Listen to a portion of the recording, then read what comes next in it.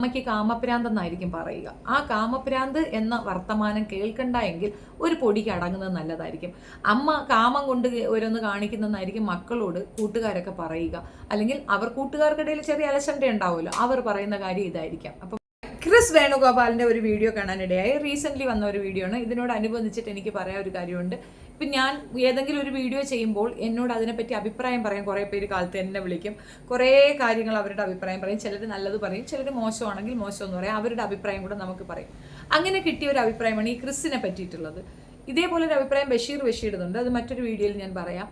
ഈ ക്രിസിൻ്റെ വിഷയത്തിൽ അവർ പറഞ്ഞതിൽ ചെറിയ കാര്യമുണ്ടെന്ന് എനിക്ക് തോന്നിയിരുന്നു. ആക്ച്വലി ഞാൻ പറഞ്ഞത് അവർ പൊതുസമൂഹത്തിൽ, അതായത് ഇതൊരു വൈഡ് ഓഡിയൻസ് ആണല്ലോ. ഈ പൊതുസമൂഹം എന്ന് പറയുന്നത് ഇപ്പോൾ എല്ലാ കാറ്റഗറിയും ഉണ്ടാകും. ചിലർക്ക് വളരെ നാരോ മൈൻഡഡ് ആയിരിക്കും, ചിലർ വളരെ ഓപ്പൺ മൈൻഡഡ് ആയിരിക്കും, പുരോഗമനവാദം ഉണ്ടായിരിക്കും, സാംസ്കാരികവാദമുള്ളവരുമായിരിക്കും. അപ്പം മിക്സഡ് ഓഡിയൻസ് ആണ്. അപ്പോൾ അവർക്കിടയിലേക്ക് നമ്മൾ പ്രസൻറ്റ് ചെയ്യുന്ന കാര്യത്തിന് ബേസ് ചെയ്തായിരിക്കും നമുക്ക് കമൻസ് വരിക.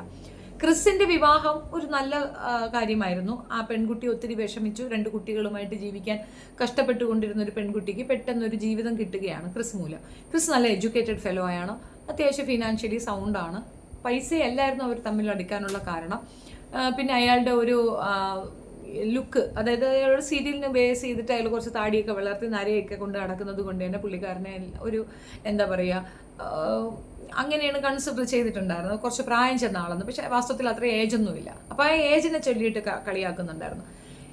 ഒരു ഏജ് കഴിഞ്ഞ് കഴിഞ്ഞാൽ നമ്മുടെ നാട്ടിലുള്ള ഒരു പ്രോബ്ലം ഇതാണ്. ഇപ്പോൾ ഗൾഫിലൊക്കെ പോയി താമസിച്ചിട്ട് വരുന്നവർ നല്ല യങ് ആയിട്ടിരിക്കും, നാട്ടിലുള്ളവർ നല്ല പ്രായമായിട്ട് കാണും. അതെന്തുകൊണ്ടാണെന്ന് എനിക്ക് മനസ്സിലാകുന്നില്ല.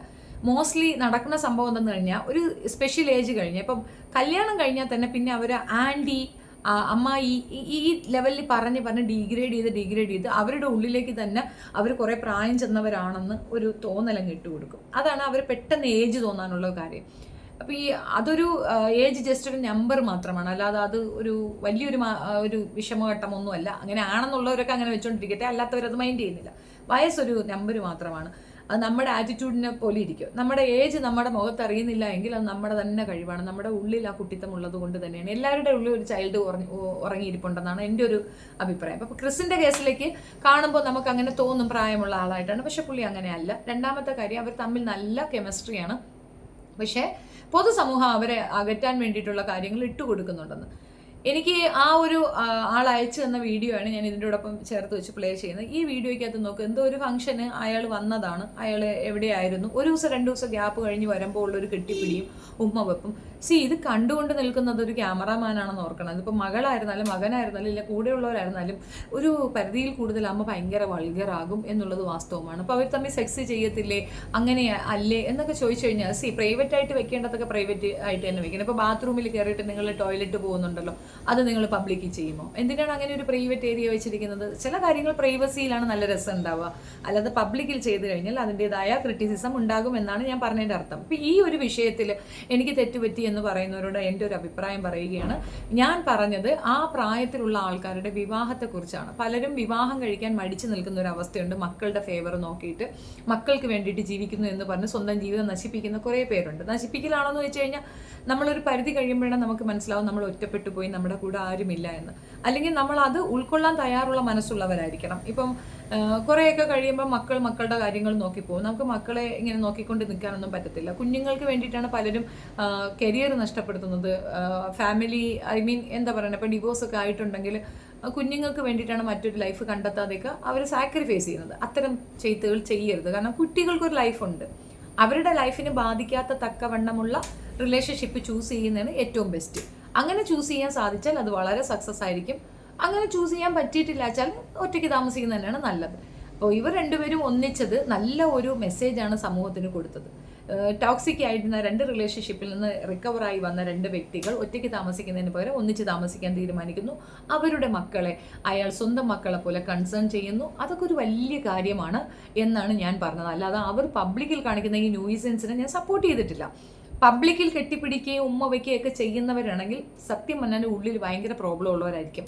പ്രഹസനങ്ങൾ കാണിക്കുന്നവരാണ് ഇങ്ങനെയുള്ള ഇത് ചെയ്യുന്നത്. അതായത് ഉള്ളിൽ അവർക്ക് നല്ല പ്രോബ്ലംസ് ഉണ്ടാകും. എപ്പോൾ വേണമെങ്കിലും പിരിഞ്ഞു പോകാൻ പറ്റുന്ന ഒരു റിലേഷൻഷിപ്പ് ആയിരിക്കും. അതുകൊണ്ടാണ് അവർ പബ്ലിക്കിൽ വന്നിട്ട് ഇത് കാണിക്കുന്നത്. ഞങ്ങൾ തമ്മിൽ ഒന്നുമില്ല എന്ന് 10 പേരെടുത്ത് കാണിക്കാൻ വേണ്ടി ചെയ്യുന്നത്.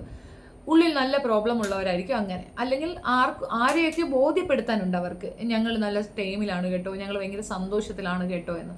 അല്ലാതെ നമ്മുടെ ഒരു പ്രൈവസിയെ ക്വസ്റ്റ്യൻ ചെയ്യുന്ന കാര്യങ്ങൾ എന്തിനാ പബ്ലിക്കിൽ ഇടുന്നത്? എപ്പം നോക്കിയാലും ഒരു ക്യാമറ പിറകെ കാണും. ഇവരെ കൂടെ ഒരു ക്യാമറമാൻ ഉണ്ടോ? അത് സംശയിക്കേണ്ട കാര്യം തന്നെയാണ്. ഞാൻ അതിനകത്ത് അനുകൂലമല്ല പറഞ്ഞത്, പക്ഷെ മറ്റേ കാര്യം ഞാൻ അനുകൂലിക്കുന്നു. വിവാഹങ്ങൾ നല്ല പാർട്ട്നേഴ്സ് ആർക്ക് കിട്ടിയാലും അത് സന്തോഷമാണ്. അങ്ങനെ നല്ല പാർട്ട്നേഴ്സ് കിട്ടുന്നവർ ബ്ലെസ്ഡ് ആണ്. കാരണം നമുക്ക് നമ്മുടെ സുഖ ദുഃഖങ്ങൾ പങ്കുവെക്കാൻ, അത്യാവശ്യം തല്ലിപ്പിടിക്കാൻ ഒക്കെ, നമ്മുടെ കാര്യങ്ങൾ ഡിസ്കസ് ചെയ്യാനൊക്കെ നമ്മളെപ്പോലെ നമ്മൾ എന്താണോ ആ ലെവലിലുള്ള ഒരു വ്യക്തിയെ നമുക്ക് കൂട്ടായി കിട്ടുന്നത് ഭയങ്കര ലക്കിയാണ്. അങ്ങനെയാണെങ്കിൽ ആ ക്രിസിൻ്റെ ആ വിവാഹം എനിക്ക് ഭയങ്കര ലക്കായിട്ട് തന്നെയാണ് തോന്നിയ സ്ത്രീക്ക്. പിന്നെ അത് സക്സസ് ആയി കൊണ്ടുപോകണമെന്നുണ്ടെങ്കിൽ തള്ള അതും കൊണ്ടിങ്ങനെ ഇറങ്ങരുത്. ഭയങ്കര ബോറാണ് ഇത്. പബ്ലിക്കിൻ്റെ മുമ്പിൽ മാത്രമല്ല, നിങ്ങളുടെ മക്കളുടെ മുമ്പിൽ പോലും നിങ്ങൾ അവഹേളിക്കപ്പെട്ടിട്ടുണ്ട്. ഒരു പക്ഷേ ഇവർ പറയുന്ന കണക്ക് ഇതൊക്കെ അംഗീകരിക്കുന്ന ഒരു സമൂഹമാണെങ്കിലും കുഞ്ഞുങ്ങളെ മറ്റുള്ളവർ കളിയാക്കും. അമ്മയ്ക്ക് കാമപ്രാന്തെന്നായിരിക്കും പറയുക. ആ കാമപ്രാന്ത് എന്ന വർത്തമാനം കേൾക്കണ്ട എങ്കിൽ ഒരു പൊടിക്ക് അടങ്ങുന്നത് നല്ലതായിരിക്കും. അമ്മ കാമം കൊണ്ട് ഓരോന്ന് കാണിക്കുന്നതെന്നായിരിക്കും മക്കളോട് കൂട്ടുകാരൊക്കെ പറയുക.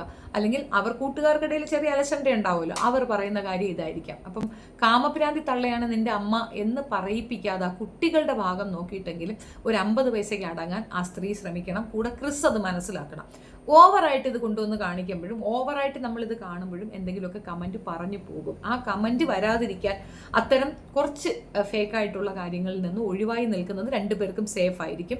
ഈ ഒരു അഭിപ്രായം എൻ്റേത് തന്നെയാണ്. പക്ഷേ ഞാൻ അപ്പോഴും പറയുന്നു, അവരുടെ വിവാഹം ഏറ്റവും നല്ലൊരു മെസ്സേജാണ് പൊതുസമൂഹത്തിന് കൊടുക്കുന്നത്. ഒറ്റപ്പെട്ട് നിൽക്കുന്ന ഒരുപാട് സ്ത്രീകളുണ്ട്. അവർക്ക് അത്താണിയാകാൻ തയ്യാറായി മുൻപോട്ട് വരുന്നവർ അത്തരത്തിൽ തന്നെ ആ വിവാഹം അതിനെ കൺസേൺ ചെയ്യണം, വിവാഹം കഴിക്കണം, ഒന്നിച്ച് മുന്നോട്ട് പോകണം. പഴയ തെറ്റുകളിൽ നിന്ന് മാറി, ടോക്സിക്കിൽ നിന്ന് മാറി നിങ്ങൾ നല്ല ഒരു റിലേഷൻഷിപ്പ് സെലക്ട് ചെയ്യുകയും ആ തെറ്റുകൾ തിരുത്തി ഈ ജീവിതമെങ്കിലും സക്സസ് ആക്കാൻ ശ്രമിക്കുകയും വേണം. ഒരാളുടെ ട്രാഷ് ഒരാളുടെ ട്രഷർ എന്ന് കേട്ടിട്ടില്ലേ? ഒരുത്തൻ തൂപ്പയിൽ കളഞ്ഞത് മറ്റൊരാൾക്ക് മാണിക്യമാകുന്ന ഒരു വഴിയുണ്ട്. അത് ഓരോരുത്തരുടെ മൈൻഡ് സെറ്റ് പോലെ ഇരിക്കും. അത് നല്ലൊരു അഭിപ്രായമാണ് അതിനുള്ളത്. പക്ഷേ ഇത്തരം പ്രഹസനങ്ങളോട് എനിക്ക് വിയോജിപ്പുമാണുള്ളത്. നിങ്ങളുടെ അഭിപ്രായം കമൻറ്റിൽ പറയണം. എൻ്റെ വീഡിയോ ഇഷ്ടപ്പെടുകയാണെങ്കിൽ ലൈക്ക്, ഷെയർ ആൻഡ് സബ്സ്ക്രൈബ്. നിങ്ങളുടെ കമൻറ്റ്സ് ഇമ്പോർട്ടൻ്റ് ആണെന്ന് ഞാൻ പറയുന്നതിൻ്റെ റീസൺ എന്താണെന്ന് പറഞ്ഞു കഴിഞ്ഞാൽ, എൻ്റെ അഭിപ്രായം തന്നെ ആയിരിക്കില്ലല്ലോ നിങ്ങളുടെ അഭിപ്രായം. എന്തെങ്കിലും അഭിപ്രായ വ്യത്യാസമുണ്ടെങ്കിൽ അത് കേൾക്കാനുള്ള ആഗ്രഹം കൊണ്ടും എന്തെങ്കിലും തിരുത്തലുകൾ വരുത്താനുള്ള ആഗ്രഹം കൊണ്ടും പറയുന്നതാണ്. അപ്പോൾ തീർച്ചയായിട്ടും കമൻറ്റ്സ് ഇമ്പോർട്ടൻ്റ് ആണ്, കൃത്യമായി പറയുക. അതിൻ്റെ കൂടെ ഈ മോശം വർത്തമാനങ്ങൾ, അതായത് തേടി പൊടി പാ കാ കൂ ഒക്കെ ചേർത്ത് നിങ്ങൾ കമൻറ്റ് ഇട്ട് കഴിഞ്ഞാൽ ഞാൻ ഡിലീറ്റ് ചെയ്യുന്നതിനപ്പുറം ഞാനത് വായിക്കാനൊന്നും മെനക്കെടാൻ പോകാറില്ല. മുൻപൊക്കെ ഞാൻ തിരിച്ചൊക്കെ തരുമായിരുന്നു, ഇപ്പോൾ എനിക്കത് മടിയാണ്. അതുകൊണ്ട് അത്തരത്തിലുള്ള കമൻറ്റ്സ് ഒന്നും ഞാൻ എൻ്റർടൈൻ ചെയ്തില്ല. മാനം മര്യാദയ്ക്കുള്ളതാണെങ്കിൽ തീർച്ചയായിട്ടും നിങ്ങളുടെ കമൻറ്റ് ഞാൻ കെയർ ചെയ്യുന്നതായിരിക്കും, അതിന് മറുപടി തരുന്നതായിരിക്കും. എന്നെ സപ്പോർട്ട് ചെയ്യുന്ന എല്ലാവർക്കും ഹൃദയത്തിൻ്റെ അടിത്തട്ടിൽ നിന്ന് നന്ദി രേഖപ്പെടുത്തുന്നു. നിങ്ങളുടെ സപ്പോർട്ടാണ് എന്നെ ഇവിടെ നിലനിർത്തുന്നത്. Thank you. തിരുത്തലുകൾ വരേണ്ട ആവശ്യമായ കാര്യങ്ങൾ നിങ്ങൾ പറഞ്ഞാൽ തീർച്ചയായിട്ടും ഞാനത് പഠിക്കുകയും അതിൽ എൻ്റെ ഭാഗം ശരിയല്ല എങ്കിൽ ഞാൻ കൃത്യമായി പറയുകയും ചെയ്യും. അഡമൻ്റായി ഈഗോയിഷായി ഞാൻ എൻ്റെ ഭാഗം ന്യായപ്പെടുത്തത്തില്ല. തെറ്റുകളുണ്ടെങ്കിൽ ഞാൻ തിരുത്തുക തന്നെ ചെയ്യും. ഇത് തെറ്റായിട്ട് നിങ്ങൾക്ക് തോന്നിയത് ഞാൻ പറഞ്ഞത് മനസ്സിലാക്കാത്തത് കൊണ്ടാണ്. ക്രിസിൻ്റെ വിവാഹം ഞാൻ ഇപ്പോഴും അംഗീകരിക്കുന്ന, അക്സെപ്റ്റ് ചെയ്യുന്ന ഒരു കാര്യമാണ്. പക്ഷേ പ്രഹസനങ്ങളെ ഞാനും എതിർക്കുന്നു നിങ്ങളെപ്പോലെ. Thank you so much.